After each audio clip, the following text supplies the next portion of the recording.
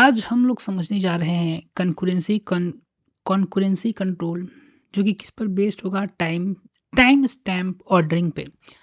तो कंकरेंसी के बारे में तो हम लोग समझ चुके हैं। जब कंकरेंसी क्या नहीं किया कि मल्टीपल ट्रांजेक्शन जो होता है हमारे डाटाबेस में, उसको किस तरीके से हम लोग कंट्रोल कर सकते हैं, ठीक है ना। मल्टीपल ट्रांजेक्शन जो होगा डाटाबेस में सेम टाइम में, उसी को हम लोग कंकरेंसी कहते हैं। अब टाइम स्टैम्प क्या हो गया और ऑर्डरिंग क्या हो गया, ये समझते हैं। Time stamp ordering is a technique for managing the concurrency in database. Time span जो है, टाइम स्टैम्प जो है, वो टेक्निक है जो कि मैनेज करने के काम आता है कंकरेंसी को हमारे डाटाबेस में। Where each transaction is assign a unique time stamp when it is begin. जब कोई भी ट्रांजेक्शन जो है स्टार्ट होता है तो उसको एक यूनिक टाइम स्टैम्प क्या होता है, उस ट्रांजेक्शन पर लगा दिया जाता है या साइन किया जाता है, लाइक अ टोकन, ठीक है। This time stamp help the system to determine the order in which the transaction should be process. और वो ट्रांजेक्शन जो है मदद करता है, वो टाइम स्पैम जो है मदद करता है, किसको मदद करता है, तो सिस्टम को मदद करता है कि ऑर्डर ऑफ ट्रांजेक्शन क्या होना चाहिए, यानी किस ऑर्डर में जो है ट्रांजेक्शन हमारा प्रोसेस होना चाहिए। और ये इंश्योर करता है, ये निश्चित करता है कि डाटाबेस जो हमारा है वो कंसिस्टेंट रहे और उसमें कोई भी कंफ्लिक्ट ना हो, दिक्कत ना हो। The thinking of it like assigning a priority number, ठीक है ना। ऐसे सोचिए कि आपने PRIORIT नंबर, प्रायोरिटी नंबर्स एक तरीके से दे दिया है कि ये पहले होना चाहिए काम, फिर ये काम होना चाहिए, फिर ये काम होना चाहिए। उसी तरह ट्रांजेक्शन में हम क्या करते हैं, प्रायोरिटी नंबर लगा दिए हैं। हर ट्रांजेक्शन का जो अपना, हर ट्रांजेक्शन जो है एक प्रायोरिटी नंबर पर होना चाहिए। The earlier transaction starts, the lower यानी कि earlier it's number, and the system makes sure that the transaction happen in the same order. Earlier a transaction start, यानी कि अगर पहले ट्रांजेक्शन, सबसे पहले जो ट्रांजेक्शन हमारा स्टार्ट होगा, कोई भी ट्रांजेक्शन T1 T2 जो पहला हमारा हो, T1 मान लीजिए, द लोअर, उसको हम लोग क्या करेंगे, लोअर कहते हैं, यानी कि अर्लियर इट्स नंबर, पहले जो ट्रांजेक्शन स्टार्ट होगा वो पहले खत्म होगा, ठीक है ना।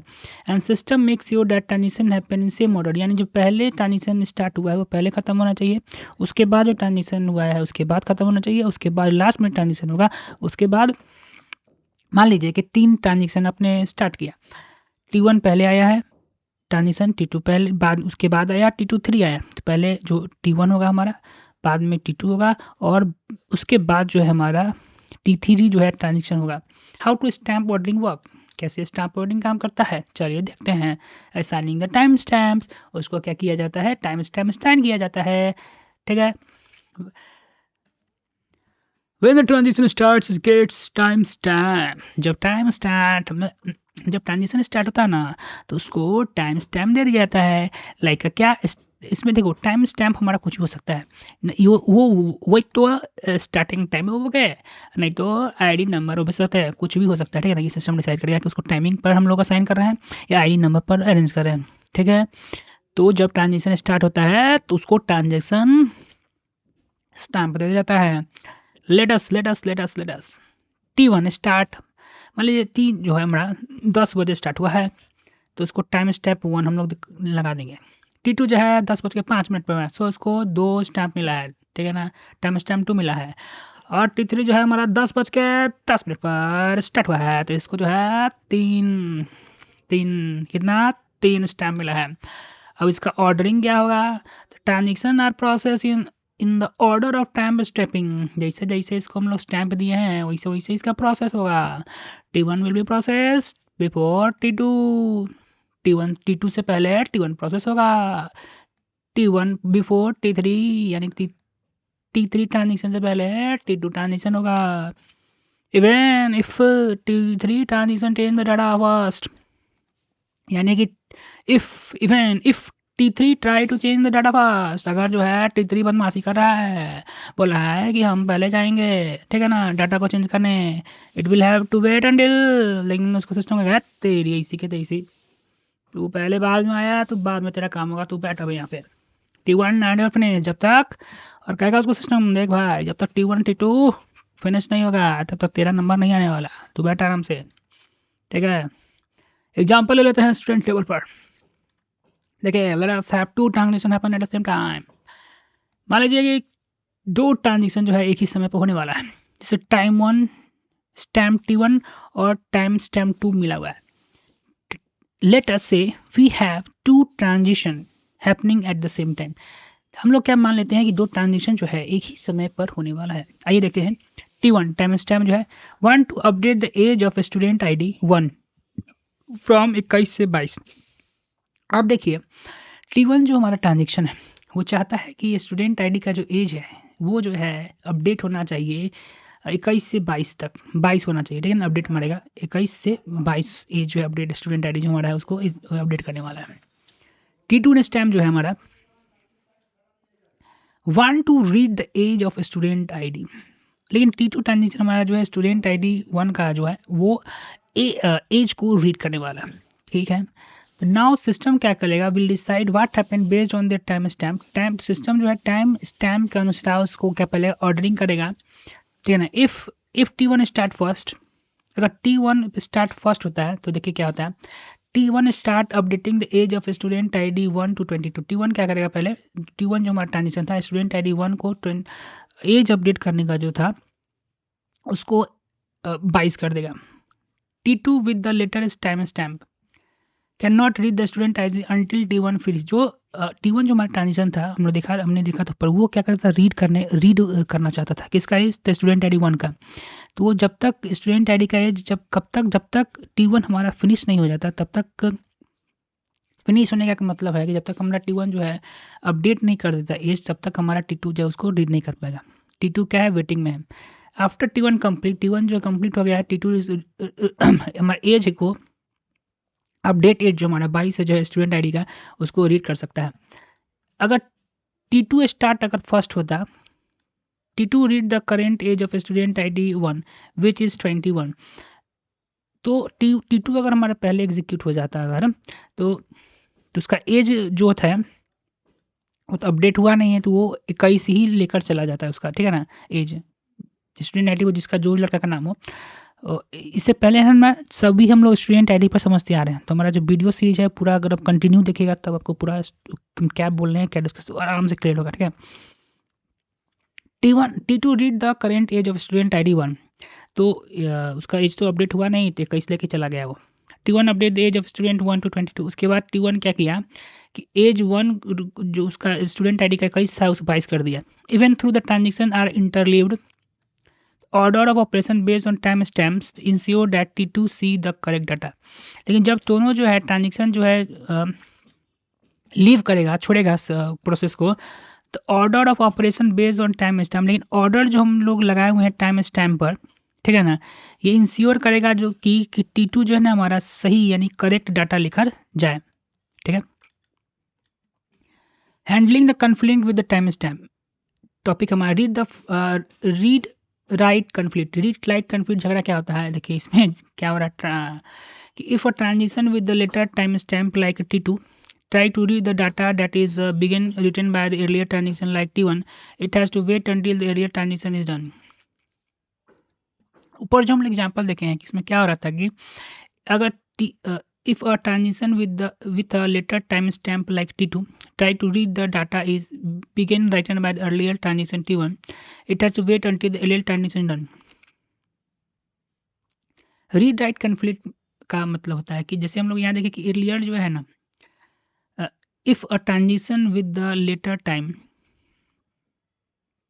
कोई ट्रांजिशन है उसके बाद ये ट्रांजिशन हमारा जो था T2 होने वाला था, लेकिन वो ट्राई कर रहा था कि डाटा को हम लोग क्या कर रहे रीड कर लें, data is being written by an earlier transition, जो कि इससे पहले जो ट्रांजिशन हो गया ट्रांजिशन T1 जो है उसको डाटा को क्या कर दिया है, that is being written by an earlier transition T1, it has wait until the earlier transition is done।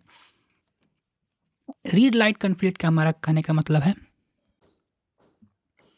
Read write conflict क्या होता है उसको आइए समझते हैं। काफ़ी आसानी से हम लोग क्या करते हैं, read write conflict happen when one transaction is reading the data that another transaction is currently writing writing. Read write conflict क्या होता है कि एक ट्रांजेक्शन जो है वो सेम डाटा को क्या करना चाह रहा है, रीड करना चाह रहा है, वही दूसरा ट्रांजेक्शन जो है उसी डाटा को क्या करना चाह रहा है, अपडेट करना चाह रहा है।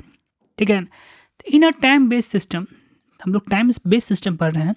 This conflict is resolve by making sure the transaction with earlier time finish first.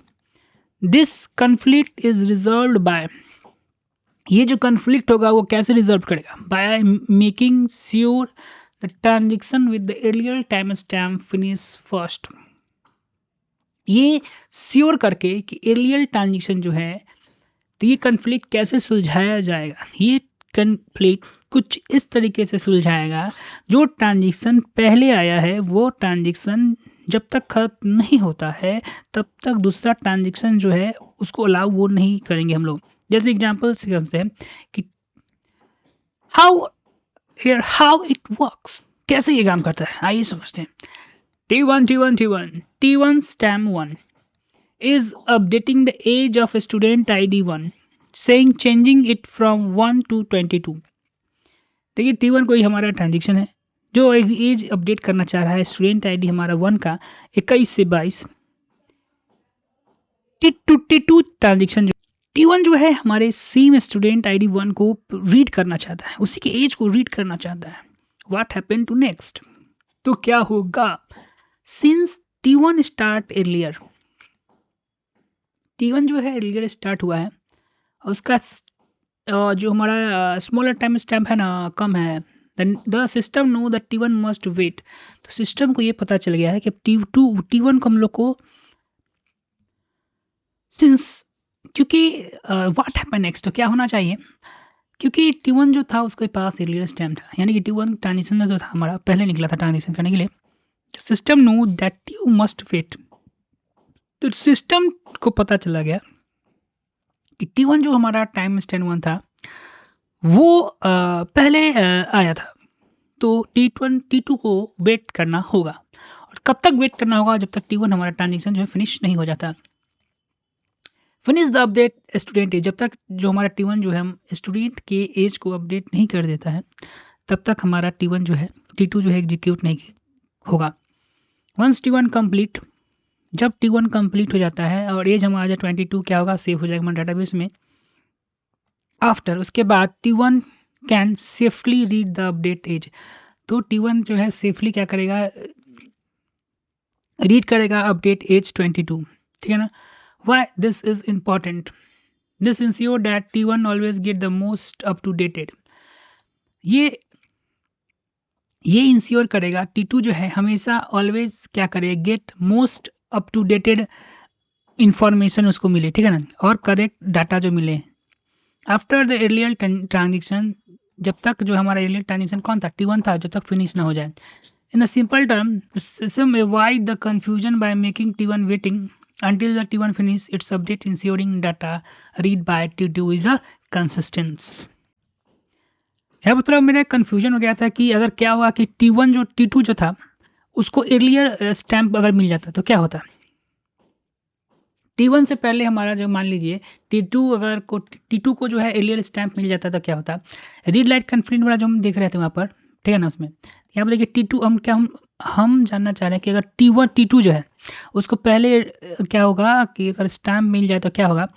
क्योंकि T1 जो है ना उसको एर्लियर टाइम स्टैम्प मिल गया, it should have been process before T1, तो T1 से पहले T2 हमारा प्रोसेस होगा, स्टार्टिंग में चेंज और चेंज बदलाव करेगा। If T2 try to read data, अगर T2 जो है रीड डाटा करना चाहता है तो T1 उसके लिए क्या करेगा, पहले वेट करना होगा। द सिस्टम अबॉर्ट्स T1, तो सिस्टम जो है अबॉर्ट भी T1 को खत्म भी कर सकता है या रोल बैक उसी को कहते हैं, because T1 has letter stamp, क्योंकि T1 का स्टैम्प जो था लेटर बाद में था, और T2 should be have the read original values before. T1 को अपडेट करने से पहले जो वैल्यू रहेगा उसी को क्या करेगा T1 जो हमारा T2 जो है रीड कर पाएगा based on the student ID. T1 अगर एर्लियर ऐड कर देगा तो हम देखे थे कि स्टूडेंट आईडी हमारा जो था उसका एज हमको 21 से 22 लेना चाहिए, तो 21 का एज था हमारा, तो वही लेकर जाएगा। और बाद में जो अपडेट होगा तो एक तब जाकर बाद में T1 जो है इसको एज को अपडेट किया है 21 से लेकर 22 तक, ठीक है ना। T1 start before T1 the system ensure that T1 read data value, तो उसको 21 वाला ही डाटा जो है थोड़ा कन्फ्यूजन हो गया, तो वहीं हम क्लियर किए इसको, ठीक है। दूसरा जो हमारा है वो है राइट कन्फ्लिक्ट। अगर दो ट्रांजेक्शन जो है वो ट्राई कर रहा है सेम ही डाटा को राइट करने का, the system check the time stamp, तो इसमें भी सिस्टम जो है टाइम स्टैम्प चेक करेगा और ये चेक करेगा कि T1 has an earlier time stamp, ठीक है। तो वो चेक करेगा कि T1 जो हमारा है वो अर्लियर टाइम स्टैम्प है और T2 जो है T2 के अलावा T1 जो हमारा ट्रांजिशन निकला जाए उसका ट्रांजिशन जो है क्या है पहले, T2 से पहले जो हमारा है T1 का ट्रांजिशन ऑर्डरिंग है, ठीक है ना। तो T1 will allow to update the first, तो T1 को जो मैं पहले अलाउ करेगा अपडेट करने के लिए। उसके बाद T2 जो है जब तक T1 फिनिश नहीं हो सकता तब तक T2 क्या है डाटा को अपडेट नहीं कर सकता है। The system will be reject the delay, reject करेगा T2 को, रिजेक्ट ही कर देगा या उसको डिले करेगा to maintain the correct order को मेंटेन करने के लिए।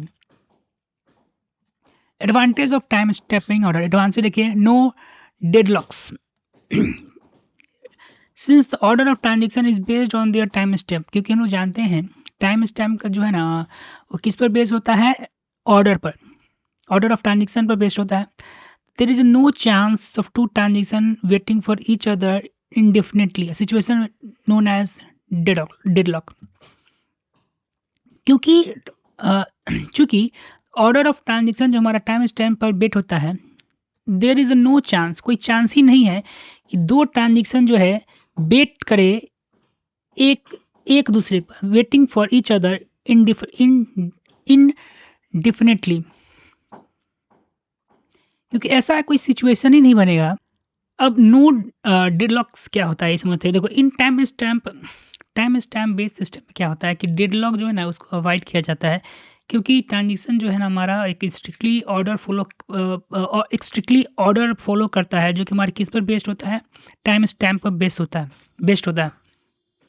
तो व्हाट इज द डेडलॉक, तो पहले समझते हैं कि डेडलॉक क्या है। कि डेडलॉक कब होता है, जब दो या दो से अधिक ट्रांजेक्शन जो हमारा है स्टक हो जाता है, फंस जाता है और बेटिंग करता है एक दूसरे पर कि कौन, यानी कि दो या दो से अधिक ट्रांजेक्शन जो है एक दूसरे पर डिपेंड कर रहा है कि पहले ये फिनिश होगा तो हम करेंगे, वो कर रहा है कि ये फिनिश होगा तो हम काम करेंगे, but no one of them can, लेकिन कोई दोनों प्रोसेस नहीं कर रहा है। यानी कि देखो मान लो T1 जो है ना बेटिंग कर रहा है T2 पर कि फिनिश होगा तो हम काम करेंगे राइटिंग और करेंगे, ठीक है। और यहाँ पर उल्टा क्या हो रहा है कि T1 भी जो है ना वो T2 जो है ना वो भी बेटिंग कर रहा है T1 के लिए कि T1 फिनिश करेगा ना तो हम काम करेंगे, ठीक है ना। रीडिंग राइटिंग जो भी हो, दिस क्रिएट इनलेस लूप, जो एक लूप क्रिएट कर देगा कि दोनों एक दूसरे पर डिपेंड कर रहा है, वो कर रहा है पहले वो काम करे, वो कर रहा है वो काम करे, दोनों एक दूसरे पर वेट कर रहा है, जिससे एक ट्रांजिशन जो मैं ना इनलेस लूप में फंस गया है और कोई भी ट्रांजिशन जो हमारा कंप्लीट नहीं हो पा रहा है। तो टाइम बेस्ड किस तरीके से प्रिवेंट करता है डेडलॉक को, तो ट्रांजिशन जो है ना एक हम लोग टाइम स्पैम क्या करता है कि यूनिक टाइम स्पैम दे देता है कि कौन सा पहले स्टार्ट हुआ है। मान लीजिए कि T1 जो है पहले स्टार्ट हुआ है T2 से, तो T1 का तो स्टैम्प पहले मिल गया और T2 को उसके बाद मिला होगा। तो transition can based on ordering होता है, तो ऑर्डर उसके अनुसार हम लोग ऑर्डरिंग देखें तो T1 पहले ऑर्डर होगा, T2 उसके बाद में होगा। तो T1 जो है ना पहले फिनिश होगा और T2 जो है बाद में फिनिश होगा। If T1 need to wait for T1, अगर T2 जो है तो T2 को क्या करना होगा, वेट करना होगा T1 ट्रांजिशन को, जब तक T1 फिनिश नहीं होता उसके लिए T2 को क्या करना, वेट करना होगा। But we will never need to wait for T1, लेकिन T1 को वेट नहीं करना पड़ेगा T2 को, क्योंकि उसका टाइम स्पैम पहले है, बिकॉज इट स्टार्ट, क्योंकि ये स्टार्ट फर्स्ट आया था, उसका ऑर्डर पहले आया था। Since the transition is already process in strict order of their stamp, क्योंकि ट्रांजिशन यहाँ पर स्ट्रिक्टली किस पर बेस्ड होता है, ऑर्डरिंग पर बेस्ड होता है, never and up waiting for each other definitely, वो दोनों आपस में क्या हो रहा है, निर्भर नहीं करना पड़ेगा कि कौन सा पहले खत्म होगा, दोनों एक दूसरे पर क्या कर रहा है, वेट नहीं कर रहा है। यहाँ पर देखिए T2 वेट कर रहा है लेकिन T1 वेट नहीं कर रहा है, ठीक है ना, इंडिफिनिटली नहीं होगा, जिससे क्या होगा, डेडलॉक जो है यहाँ पर नहीं होगा हमारे पास। अब क्या है कि दो ट्रांजिशन जो है ना वो क्या कर रहा है कि डाटा को अपडेट करना चाह रहा है, सेम ही डाटा को, टाइम स्टैम्प वहाँ पर भी चेक होगा। देखिए मान लीजिए T1 जो है अर्लियर टाइम स्टैम्प है देन T2, तो T1 क्या होगा, पहले अलाउ होगा डाटा को अपडेट करने के लिए। उसके बाद जो है जब T1 जो है फिनिश हो जाएगा तब T2 जो क्या डाटा को अपडेट कर सकता है। ये तो हम देख चुके हैं। उसके बाद दूसरा जो हमारा यहाँ पर एडवांटेज था डेडलॉक को, नो डेडलॉक क्रिएट करने था। उसके बाद दूसरा था क्लियर ऑर्डर करता है। यहाँ पर transition are executed in a clearly and predictable order based on their time stamp. Time spend पर के अनुसार से हमारा ऑर्डरिंग होगा, उसी अनुसार से हमारा सिस्टम जो क्या होगा अपडेट होगा। इंश्योरिंग द कंसिस्टेंसी, जिसके कारण क्या होगा कि डाटाबेस में हमारा जो है कंसिस्टेंसी जो है मेंटेन रहेगा।